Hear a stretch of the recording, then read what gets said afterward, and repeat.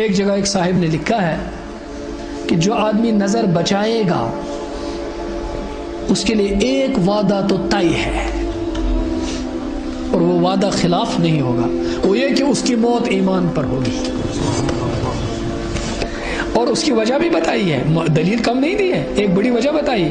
فرمائی کہ اللہ تعالی کا ضابطہ ہے، ایک آدمی بازار نکلا اور وہ کہتا ہے کہ میں فلاں خوبصورت شکل، ہماری پیاری بیٹی کی بھی کہے گی کہ میں شکل دیکھوں گی کسی پرائے مرد کی، اور لڑکا سمجھے گا کہ میں کسی کی ماں بہن بیٹی کی شکل دیکھنا چاہتا ہوں، تو وہ اس سے دل کے اندر لذت محسوس کرے گا.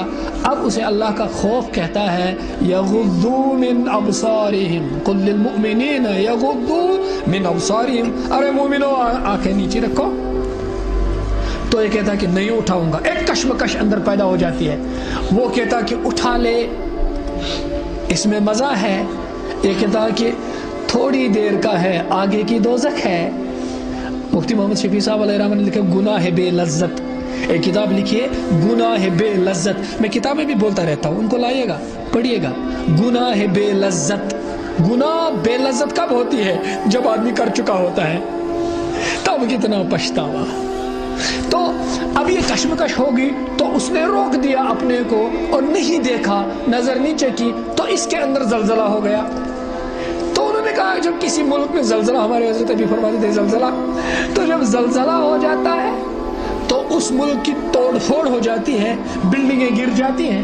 تو اس شہر کا، ملک کا بادشاہ یہ ذمہ داری رکھتا ہے کہ اب میں ریکنسٹرکٹ کروں گا اس شہر کو. تو وہ سیمنٹ بیچتا ہے، وہ آئرن بیچتا ہے، وہ مستریوں کو ساتھ بیچتا ہے، وہ سب میٹیریل بیچتا ہے تاکہ یہاں ریکنسٹرکشن ہو جائے. یہاں ڈسٹرکشن ہو چکا ہے، یہاں پھر تعمیر نو ہو جائے. تو وہ اس کی ذمہ داری ہے. اب تیرے دل کے اندر اللہ کے حکم نے زلزلہ کر دیا، تم نے نظر بچائی تو اندر تیری خواہشات کا اور حکم خدا کا اور خوف خدا کا ٹکراؤ ہوا اور زلزلہ ہو گیا.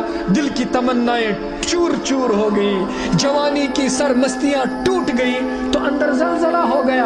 اب اللہ کہتا ہے کیا بادشاہ اپنے ٹوٹے پھوٹے شہر کو ریکنسٹرکٹ کرے؟ میں تیرے ٹوٹے دل کو ریکنسٹرکٹ کرنا نہیں جانتا، میں نہ کروں، میں تو بادشاہوں کا بادشاہ ہوں. تو انہوں نے کہا اب ریکنسٹرکشن کے لیے کیا میٹیریل آتا ہے اس مومن کے دل کے لیے، اس جوان کے دل کے لیے؟ تو کہا اب اللہ ڈالتے ہیں اس کے دل کے اندر اپنی معرفت کا میٹیریل، اپنی معرفت، اپنی پہچان، اپنا تعلق، اور ایسی لذت. شام کو کہتا ہے واہ واہ شکر اللہ کا، میں نے بچا لیا اپنے کو.